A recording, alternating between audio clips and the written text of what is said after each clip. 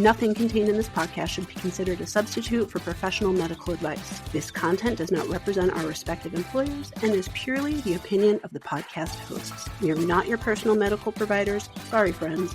So, if you have concerns or are seeking a diagnosis or treatment, please seek individual advice from a healthcare provider in your area. We are not liable for any risks associated with acting upon the information contained in this podcast. This is intended for educational and entertainment purposes only, so enjoy the ride.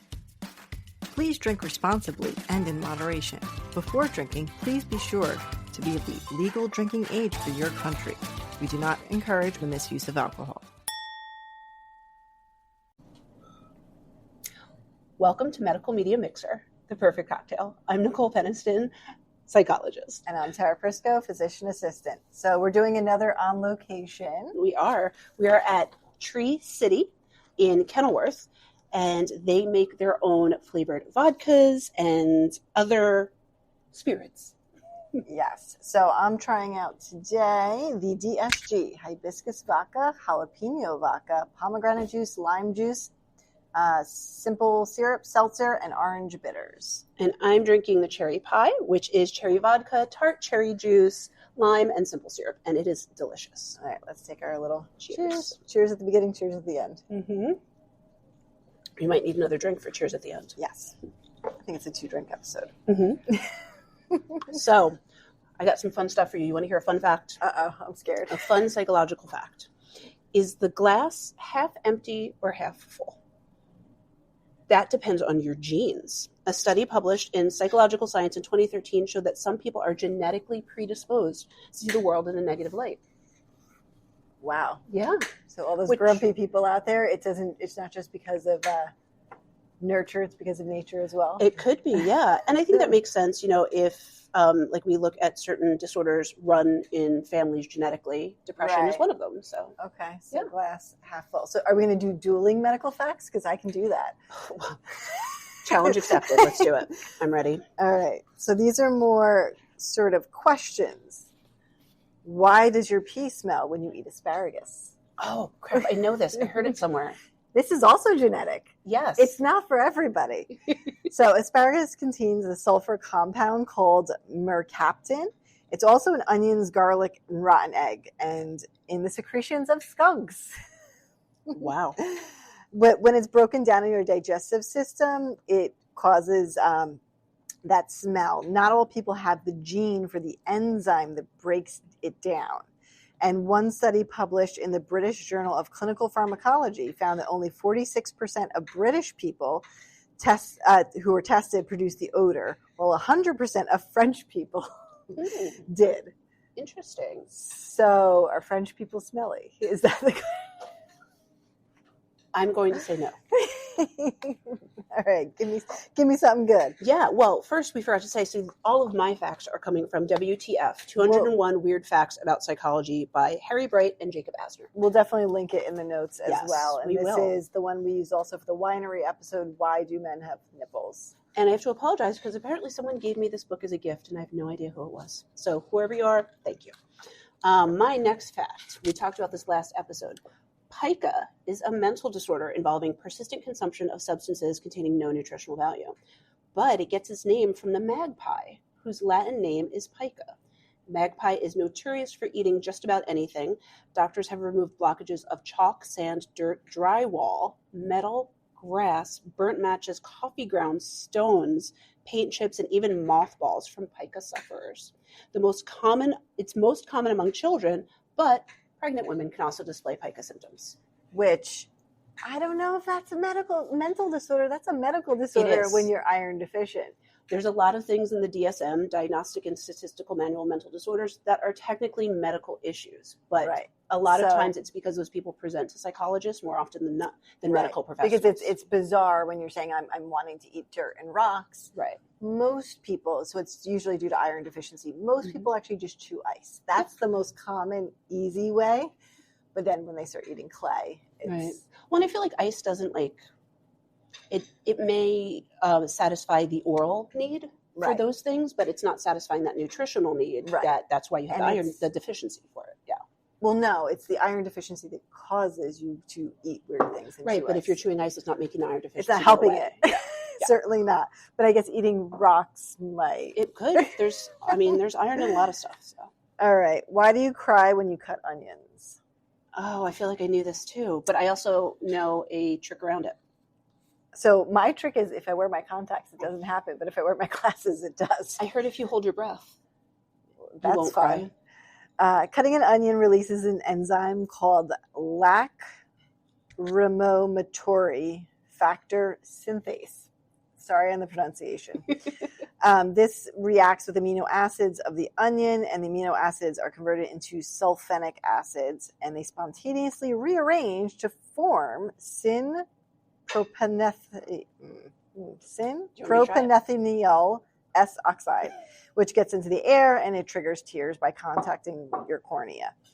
And they tried to make a non-crying onion, like genetically. I bet it didn't taste the same. But apparently that's exactly it. The crying enzymes are also responsible for the zestiness of an onion. So that didn't really work out. They suggest heating onions before chopping or cutting them under a steady stream of water or wearing goggles. Or holding your breath, because I've tried it and it worked. So I have a somewhat related but not exactly related time that I was making a mango salsa. Delicious. And then I went to go get ready for the people I was having over to eat the mango salsa. And when I went to put my contacts not me. in, Thanks for the invite. This is many moons ago, you might have been, when I was trying to put my contacts in, apparently, although I washed my hands and showered, the jalapeno oil was still on my finger, and then it was on my contact in my eye, and then I couldn't get the contact out of my eye, and then my eye wouldn't open. I would just put a bunch of eye drops in to either dilute the I don't jalapeno remember or- exactly how I did it, but there were definitely screams for help. Like I was You like, need the I eyewash. can't open it, help. But the oil really stays. Yeah, you need the eye wash station. So from put your Chem contacts in, Class. then cut jalapenos. There Do you not go. do that in that order. It's a pro tip. So I found a fun fact that is a crossover from an episode that we did and then one that you will be doing. Okay. So bad things happen when you don't get enough sleep. Okay. We covered insomnia a few Yes. episodes ago, and we covered sleepwalking violence a few episodes ago. But this fact says studies have shown that being awake for 17 hours straight had the same effect on performance as a blood alcohol level of 0.5. Oh, look at that. We're also covering alcohol in this. There you go. Poor judgment caused by sleep deprivation has resulted in nuclear leaks at 3 Mile Island and Chernobyl, the Exxon Valdez oil spill, and the Challenger explosion. So this is why they tried to put limits on residents working. It's still capped at 80 hours per week and no more than a certain amount of hours in house. But how can you be making real decisions when you're sleep deprived? Well, and I believe they also, more recently than we would like, put limits on pilots and how many hours they can fly as well. I sure hope they had that beforehand. But I feel like that only happened in the 80s. So that's kind of scary. That's kind of crazy. Yeah. All right. This is one that's near and dear to my heart because I'm battling this in my house lately. Is it bad to crack your knuckles? Oh, yes. So The old wives' tale is you get arthritis. So technically it's not bad. I'm more prompting one of my children not to do it because I feel like it's become a crutch or a fidget for whenever there's a pause in life, a space, quiet, and using it sort of as a nervous adaptation. So that's why I'm trying to remind them gently to not do it. You're going to tell me psychologically I'm messing my child up. No. But cracking knuckles is not as bad as people think. The usual argument is that knuckle popping causes arthritis. This does not happen. Chronic knuckle cracking may cause other types of damage, including stretching of the surrounding ligaments, decrease in grip strength, but not arthritis. And the sound is actually produced by the bubbles of the fluid, the synovial fluid within the joint that pops. I've heard that people can crack their scalp. Can you do that? I don't even feel like that's possible. I've heard it. I've heard people do it though. I mean, so Like, here's pull your hair in it. Well, so here's the thing. So other cracking your neck and other things like that, pops and cracks you hear But otherwise. those are joints. There's no Those are joints well, for those scalp. are tendons rubbing over like bony prominences or over each other. Right. So you do have attachments of your neck muscles onto your scalp. Like your I've scalp, seen people crack like the top of their pull their hair and and it it sounds makes like a cracking. noise, and that's bizarre. I've never heard of that. It's bizarre. That's crazy. But that's supposed to help relieve migraines. If you can do it, try it. But were you looking at me because I'm damaging my child by telling them not to crack their knuckles? Okay. No. I was looking at you more because I work with a lot of people who have ADHD, and that is a common fidget that people say that it is, but I don't feel like it's the same function as fidgeting. Yeah, it's just filling Cracking your an knuckles awkward... is a more of an intentional movement, where fidgeting is like an unintentional movement. Yeah. All right, what do you got for me? What do I got? Oh. I mean, okay, this is kind of like that. So I guess the arthritis is a conspiracy theory. So a series of 3 studies published in Social, Psychological, and Personality Science revealed that conspiracy theorists are often narcissists with low self-esteem. That's about right. That just sounds rude. That's just rude. I don't know. Sounds correct to me. I mean, I'm not a... I don't think I'm a conspiracy theorist, but I feel like if I was, I'd feel personally attacked by that statement. So. I'm all for it. You're crazy. So why do you laugh when tickled? Well, are you ticklish? Yes. Okay. I am also ticklish. Only in certain areas. Particularly my feet. I warn... Not touching your feet. I'm glad. I warn my pedicure ladies to be very gentle and intentional with their movements. Yeah.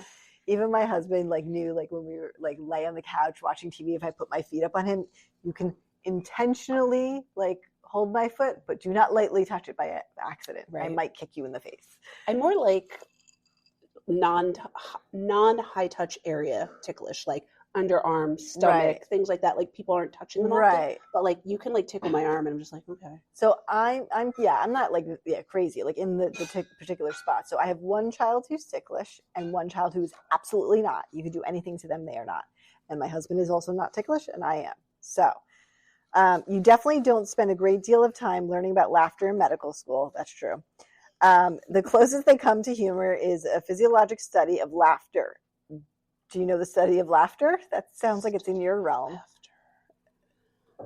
I probably do, but I can't think of it on the spot like this. Gelotology or gelatology? So the G. Oh, you meant the formal science name. No, I don't know. Gelotology or gelatology. I don't know how the G is pronounced. There's even a form of seizures, called galactic or galactic seizures. You've heard of that. GE with a G. I know I'm saying it wrong. That's a real thing. Galactic. They call it's GELA, gelastic or galastic. They cause the sufferers to laugh incessantly. What is it? They have the commercial for, and there's medication for. Pseudobulbar affect. Which is different. But this is a type of seizure. But laughter is a complex process that requires coordination of many muscles throughout the body. It also causes an increase in blood pressure and heart rate, breathing changes, reduced levels of certain neurochemicals, potential boosts in the immune system. So overall, it is good for you. It is related to making and strengthening human connections and a kind of social signal. And people are 30 times more likely to laugh in a social setting than when they are alone. That's absolutely true. Do you ever randomly laugh while watching TV alone? Out loud? I feel like this is, yes, but I was going to say, I feel like this is indicative of my current mental health situation. I find myself crying more often at things, getting more emotional at certain movies and things when I'm by myself versus when I'm with other people. Yeah, well, I could see that for myself too, because I'm keep it all locked up. Yeah, I was watching, well, this is one that gets me all the time. Have you seen the Amazon commercial with, I don't want to say her name, but you all know, the lady from Amazon, and how it's this older man and he wants to dance with his wife, but she has dementia and she doesn't remember him. And then he tells the device to put on their song. Aww. And it transfers back in time and she remembers him all of a sudden. That is pretty sad. That chokes me up. So yeah, I've been laughing a lot more since we're doing the podcast because I don't laugh on a regular basis. I feel like a lot of both of our interactions are very serious. Right, exactly. But I'm always made fun of by my husband, and his mother particularly laughs out loud at a lot of things. But we'll be watching a funny movie or funny show, and they'll be like, "Tara, you don't think this is funny? You don't think it's funny?" I'm like, "I do." They're like, "But why aren't you laughing?" I'm like, "It's funny. I'm laughing inside." You're laughing inside. I don't know. Fun fact, that action of asking someone else if they think someone's funny, that is a shared emotional response. Okay. Yes. It's something I look for when I'm doing autism evaluations. Sometimes folks on the spectrum don't know how to initiate shared emotional responses. Oh, that's interesting. They find something funny and they're laughing, but they don't really care if other people don't find it funny. Right. Okay. Sometimes I'm stop laughing. I'm trying to hear the show. You're being too loud. Yeah. All right. So speaking of laughter, assuming that it comes along with happiness, women who get Botox injections to correct frown lines often report feeling happier after their treatment. Facial expressions affect our emotional state. So when we smile when we're happy, but when we smile, it makes us happy. Right. I've heard of that. So what did it say? What neurotransmitters or like? But something comes out. When you see someone else smile and you smile, it's your mirror neurons. Oh, we did speak about that briefly. Talk about that. But the other thing that I heard a while ago, that since I heard that, I've noticed it. Apparently, when we look up, it is associated with more positive thinking. Sometimes it's also associated with lying. Usually it's up and to the side is lying. But when we look up, it's more positive thinking. And so that's why we tell people to cheer up. So I did notice when editing the videos that whenever I'm trying to think of something, I look up. Yes. Which I didn't know that about myself until I saw myself. So don't quote me, this could be wrong. I believe lying is looking up and to the left, and thinking or trying to remember is looking up and to the right. Okay. I mean, I know I'm not lying. It also may depend on your handedness. I don't know all the and specifics on that. Eyedness. Your eyedness. Yes. I am right-handed, but I am left-eyed. Huh. I don't know what eyed I am. If you're going to I don't know what id I am. So if you're going to like focus on something like on a scope on like a little gun, like your eye exam and a gun or something like a BB gun or whatever, and you went, which eye would you go to? Left. With that, I didn't even have to think about it. Yeah, I'm left-eyed. Yeah, I go like that. Yeah, but then you have to, because I'm right-handed. So no, trigger but with then my I have right. No, so a long rifle. We're getting into guns, which is a very strange topic to me. And I will say the only reason I know this is because in college my gym class was pistol shooting. So I've gone and tried like long rifle shooting, but no, then I have to draw the trigger with my left if it's on a table set up that tight, and then I have to use my left eye. So that's, I don't know. I just remember because since I was using my left eye but shooting with my right, I was leaning, and so I was tilting to the side. Okay. Yeah. Oh, look, there's some friends here. There's some people coming in. We're having friends join us. We don't know them, though. They're new friends. All right. So let's do a few more, and then we'll take a break. Yeah. Do oysters? Here's a good one to start when people are good. Well, no. Okay. You just said do oysters. Last night on Whatnot, I found a person who opens oysters and takes out pearls and makes jewelry of them, and I spent $30 on oysters. You're obsessed and you need to stop with this thing. I am, but they're pretty. So do oysters really make you horny? I'm sure there's something in it. So oysters definitely do resemble certain anatomical parts. Sorry, I skipped ahead and saw the last one. But doesn't make them stimulants. There are a lot of different foods and substances that are thought to be aphrodisiacs. There are no science to prove that any of them work, but some theories on oysters. Oysters are full of many vitamins and minerals, especially zinc. Zinc controls progesterone levels, which have a possible effect on the libido. Other foods that we've talked about are in this possible is chocolate, strawberry, champagne. What is Spanish fly? I think it's an herb. An animal cracker? That's I don't know what I skipped ahead. It says animal crackers. But only if consumed during sex and dunked in Spanish fly. So Spanish fly is wine? I don't know. I'm going to look it up, though. What is Spanish fly? TBD. After we find that out, we'll take a brief break and come back for maybe it's some tequila. More. For some reason I'm thinking Spanish. I can't spell fly. Oh, look at that. It knew what I meant anyway. It's a type of beetle and the substance derived from it, which is a purported cantharin. I've heard of that. Yeah. Cantharin they use to color things. Isn't that is that what makes things like blue color? Red, I think. Yeah. Well, there you go. I don't know. We'll take a break and come back. All right, we're back. We're back and I've got a new drink. I am now drinking the Rosy Grapefruit. It is rose vodka, tonic, grapefruit juice, and mint, and it is very refreshing. All right, cheers to number 2 for you. Can I catch up? All right. Okay. So you have some psych tests for us? Yeah, more like questionnaires. I don't know about that one, but this one is asking about what your greatest fear is or what your phobias are. So I'm going to list... I'm going to read a list of common phobias, and you tell me which one are you afraid of. Okay. Sharp objects. Not particularly. Being a passenger in a car. No. Dead bodies. Nope. Suffocating. No. Failing a test. No. Okay, so this, just to clarify. What if I say no to all of them? Well, I was going to say, just to clarify, it's from being afraid of to having a phobia of. So Okay, so yeah, like I don't want to get cut with a knife, but I'm not like particularly afraid of sharp objects. yes, like you'll use a knife in the kitchen. You're not afraid. Right. Okay. How about looking foolish? I wouldn't say it like something that takes over life type phobia, but maybe a fear. Yeah, maybe something like that. How about being a passenger in a plane? No plane issues for me. Worms. No, I used to I told you I used to smush ants. I mean, worms, come on. The ant killer right here. Arguing with your parents. No, I'm good with that. I'm good at it. Rats and mice. I'm not going to run away and stand on a chair. I'm going to be grossed out and want to trap them. So I'm going to go after them. And I'm assuming this is when they're alive. Yeah. Okay. Just because I feel like if I saw a dead one, I'd be grossed out, but I'd handle it. No, alive, I'd find a way to trap them because I don't want them inside. Fun fact, at a job once, I was the first person to come in the office. And I was going about putting my lunch away in the kitchen, starting the coffee, all that stuff. And I looked in the garbage and the cleaning people had taken out the garbage. So it was just an empty garbage pail. And so I went to get a bag to put in there and I looked in and there was a little mouse just running circles in the bottom of the pail. He got lost. He got lost and stuck in there. So I just opened the door and I flung him out and hopefully he found his way. Did I tell you about the time we euthanized the mouse? I don't think I want to know.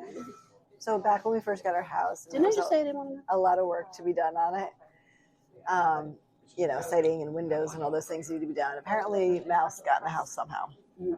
And we imagined that it must have, our bathroom was demoed. We imagined it must have somehow come up the pipes from the basement and then gotten to the second floor of the house, not the first floor, but the second floor, and then came down the stairs because it was somewhere in the middle of the stairs. I don't know how it could have gotten up the stairs. We imagined it must have fallen down. There's just no way it could have gotten up. And I was pregnant with my second. My oldest one was sleeping, and we found it, or I guess my husband found it, and he trapped it with a box. And then the thing is, if you let them outside, they will, within, I think, a 3-mile radius, they'll come back. Oh, see, I didn't know that. At my workplace. Whoops. So we figured we had to kill it, but obviously we didn't want to do it in a way that was mean. So my husband devised that we went with the box and we turned the car on and we put a pipe from the exhaust to the box and it went to sleep. Forever? But it was gentle.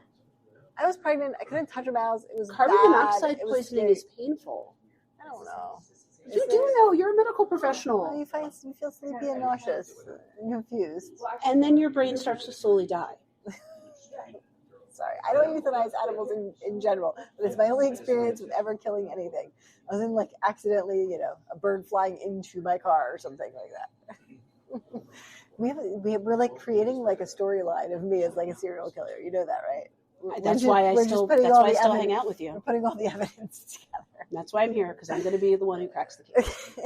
So instead of reading this whole list, I'm going to guess which ones I think you're afraid of. I hope you're not afraid of hypodermic needles, given your job. No. Maybe you are afraid of or anxious about life after death. Not really. I'm very non-fearful. Yeah. I am. I'm not. How about untimely or early death? Yeah, I mean that for sure. Losing a job. I don't know. I've never been in a place where I was afraid of it, but I guess it would become if it was imminent. Yes. I thought I was fine. I would be stressed. Yeah, I thought I was fine until I got laid off from my last job. And I was legitimately traumatized by that. The anniversary of it was actually last week. After it comes out of nowhere, something like that, that would be. Yeah. How about car accidents? Yeah, that for sure. I don't think you're anxious about speaking in front of a group. Let's hope not. No. Spiders. No, I save them. Either I leave them if they're She small. said I save them and I eat them. No, I eat them. No, if they're little, they can stay and kill bugs. If they're big, I get them and I take them outside to go live their life. Were you nervous about learning to drive a car? I think so. Yeah. The normal amount? I think the normal amount, but that feeling of this giant thing that you're in control of, yeah. I think that's what scares me more is getting over that fear, and then we're all behind the wheel all the time and not realizing the effect of how serious our actions. it is. Yeah, that's kind of scary. Heights. Are you afraid of heights? Heights. Are you afraid of heights? Not generally, but I do feel like if I went somewhere like the Grand Canyon and like I wouldn't want to get like uber close to the edge. But if I went somewhere like those crazy big buildings with the clear floor, I'm fine. See, and for me, that's the thing. I'm afraid of steep heights, not heights in general. Yeah. So like, I don't like being at like the like nosebleed seats in a stadium where like the seats go like straight down. Right. But if they're more graduated, that doesn't bother me. Right. All right, let's do some random conversation starters. I saw some cocktails. I saw Oprah's favorite cocktail. Yeah, on the back there's Wait, I want to know what Oprah's favorite cocktail is. Is the lemon drop. Lemon That's my drop. aunt's favorite cocktail. Shout out to Aunt Shelley. 3 ounces of citrus vodka, 1 ounce of triple sec, half an ounce of lemon juice, and a teaspoon of sugar. So I guess you rim the martini glass with the lemon wedge, dip it in the sugar, and then shake everything else up. Yeah. All right, since we looked at that one, have you ever broken a bone? Have I ever broken a bone? Technically, yes. Technically? I fractured a vertebrae. Okay, yes, you have broken a bone. I have definitely broken fingers and probably never got taken to the doctor for that when I was a kid. I think I broke a toe. I definitely broke my right wrist on my 4th birthday and my left elbow when I was 18 cheerleading in college. Yeah. I've never had a cast. Yeah, I had a cast for those two. Yeah, but I did fracture a vertebrae, and I'm pretty sure I broke my big toe, which probably should have been addressed, but I didn't. Big toes definitely need to address. Okay, so we saw this one before. We did.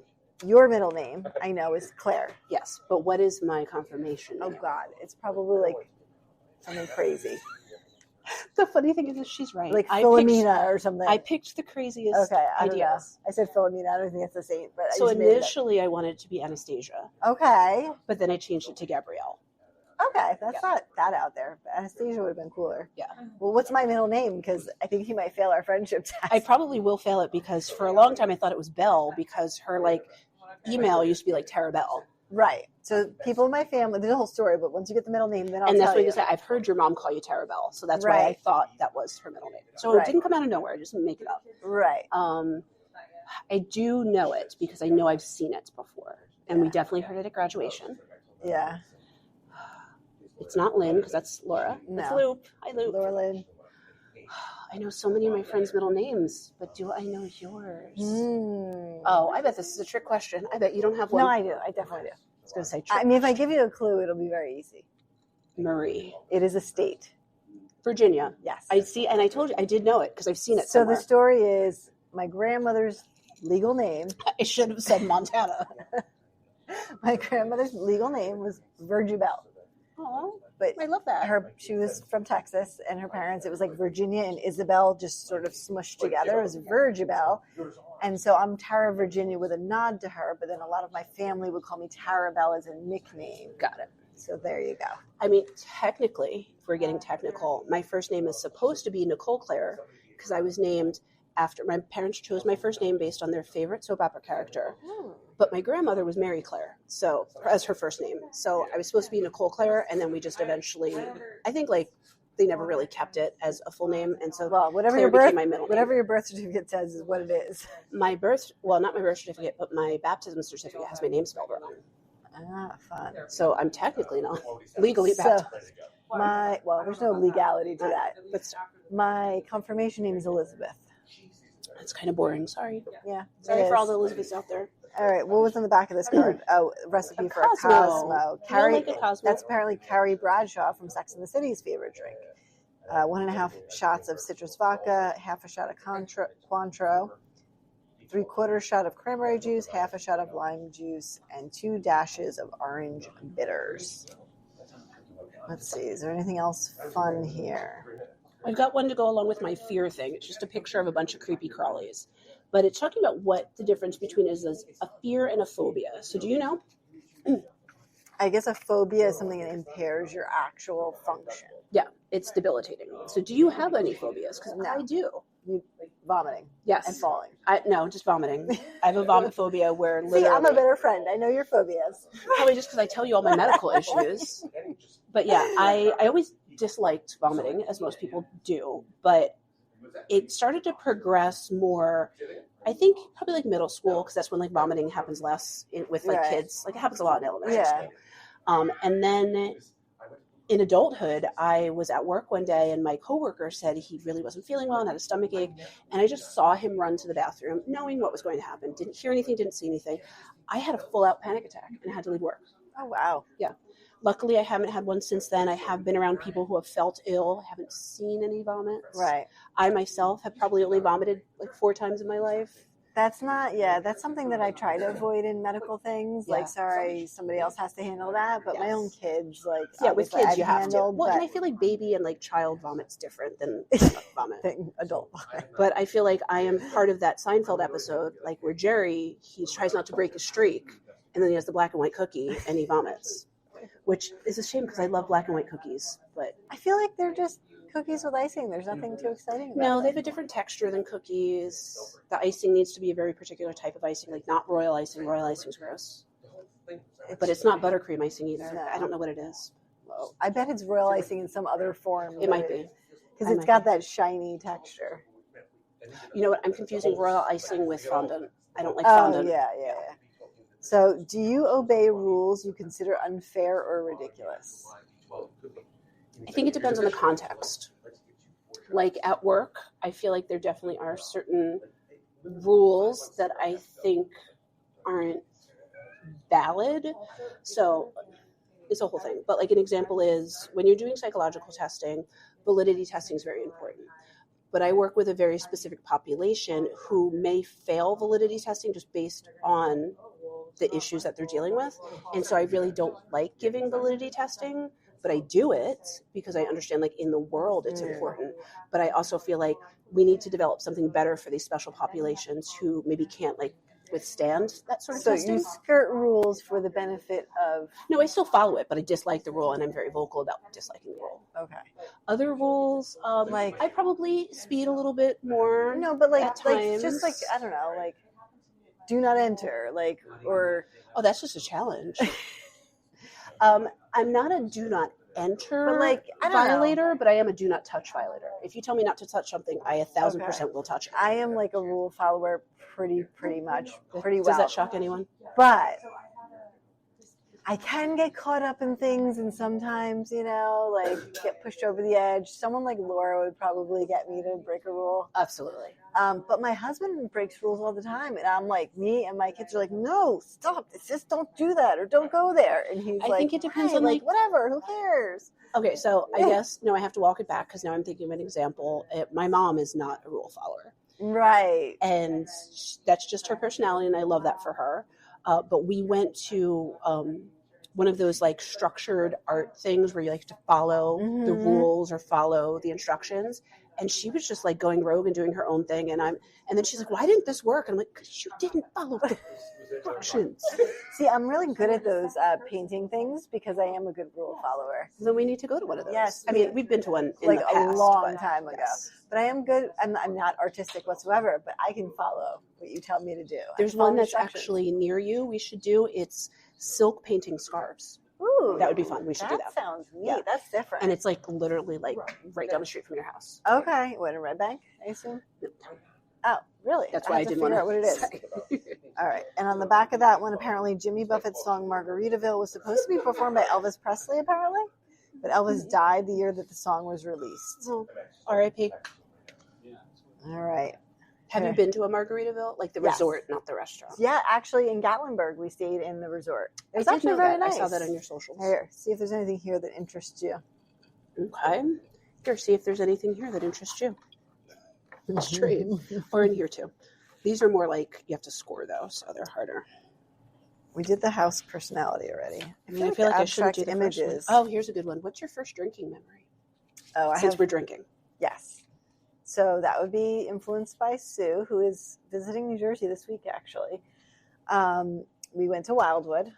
My mother and my aunt used to go out on the VFW, whatever it was. Not conference. What's the word?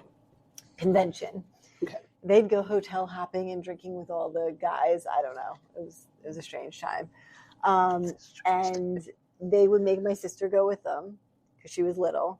And then I brought a friend with me to go to the boardwalk and hang out and do whatever. And they had their alcohol stash in the room. So they were still out. we decided to drink their alcohol stash, except for we didn't have any good mixers. We had like soda and like vodka and anisette. Those Like were our cola soda. Yeah, like soda, regular soda, and then vodka and anisette. And I don't really know, what we did, but it ended up with us running out in the street with just like night shirts on, like long baggy t-shirts, and then getting back to the room, and then being sick and having to not be sick by the time they got back from their partying. And then being hungover the next morning when my little sister said, we're going to go to the water park. Let's go to the water park. Let's go to the water park. And then climbing up all of those flights of stairs in the water park in the sweltering heat with your first hangover. That's pretty epic. Sounds fun. All right, let's hear yours. I don't know if this was exactly the first, but I was in college. I went away to school, so I was living in a dorm, and we wanted to have a party. And I had gone home the weekend before and stole a bottle of vodka from my parents. Which I got yelled at about for that like 2 weeks ago. So it's still something living in her memory. Okay. Which she tells me, well, you should have just replaced the bottle with water. I would have never known. I'm like, because I didn't think you would notice at all. So, because my parents are not huge drinkers. They had like a full stocked bar, but they would drink like twice a year. Debbie and her drinks is now up to her Debbie and game. her drinks, yes, she needs to drink more. So I stole that. I brought it to school. I shared it with several others. But all I remember is by the end of the night, I thought it would be, so for context, I went to Stockton, which if you guys know Stockton, did not graduate from there. It's a whole different story. I transferred. I didn't drop out of school. I'm okay. But it is in the middle of the woods. The dorm is literally in the middle of thick woods, and the next thing over from the thick woods is the FAA. Okay. So just airplanes and woods. That's all it was. And this was around and then Nicole running onto like the FAA. Oh, and this is when the Blair Witch Project came out.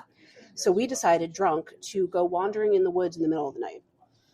That doesn't sound like something you would normally do. Yeah. You're a very woodsy person. Well, I don't know if that was that same night, but it was definitely that same year. We decided that we were strong enough to pick up a car. So 4 of us tried to pick up a car. Guess what? It didn't work. So did you do okay in the woods? How did that go? I mean, I got home, but we definitely were wandering around in the woods until the sun started to rise. Wow. Yeah. And I mean, we weren't that far from the dorms, right, but we were far enough. And luckily, knock on wood, it's an area that has a lot of no hunting signs because there is a lot of hunting down there. So we were in a safe area. But I think the no hunting signs were specifically for that reason, for drunk college students wandering. Sounds about right. Yeah. All right. Before we cut for the next segment. One more good one. We'll pick one of those, and then I think we'll do some of these. What did you want to be when you grew up? A doctor, but now I'm a PA. Close enough. She's supposed to say something fun. I used to say a doctor and a dance teacher on the side and an astronaut on the side. Now she realizes she doesn't have enough time for that. Yeah. What my very first job that I wanted to be was a marine biologist. Okay. Yeah. I see that. That was my very first job that I wanted to be. Interesting. I feel like there might have been something earlier than that, but it was that was when I was 5. So I also decided when I was 7, I wanted to go to MIT. Okay. So that tells you a little bit about young Nicole and what her situation was. This episode was supposed to contain one more 20-minute segment, but due to technical difficulties and maybe a few drinks, it was erased. We hoped you enjoyed listening. Be sure to look up Tree City Vodka in Kenilworth, New Jersey. Links to them will be in the show notes. Thank you for listening to Medical Media Mixer. The perfect cocktail. Cheers. Cheers. Thanks for tuning in to this episode of the Medical Media Mixer podcast. If you enjoyed the conversation, don't forget to subscribe, rate, and review us on your favorite podcast platform. Your support helps others find the show. Want to keep the conversation going? Follow us on social media. We're at Medical Media Mixer Podcast on Instagram, Facebook, TikTok, YouTube, and on Pinterest, the Medical Media Mixer board. If you'd like to support the show and help us grow, check us out on Patreon. Patreon.com/Medical Media Mixer Podcast. And on Buy Me a Coffee, buymeacoffee.com/Medical Media Mixer Podcast. If you have a topic idea, feedback, or just want to say hi, send us an email at medicalmediamixer@gmail.com. You can also stream all of our episodes and find more info on our website, medicalmediamixer.podbean.com. We're available on all major podcast platforms, so no matter where you listen, we're there. Thanks again for listening, and until next time, keep mixing medicine and media.